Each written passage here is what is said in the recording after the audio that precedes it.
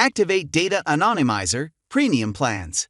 In this guide, you'll learn to activate Data Anonymizer, safeguarding user privacy by removing PII. This tool protects sensitive data.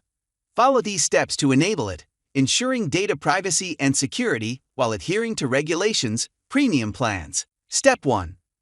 Sign in your CustomGPT account. Step 2. Access Project Settings. Click on the Project Settings option.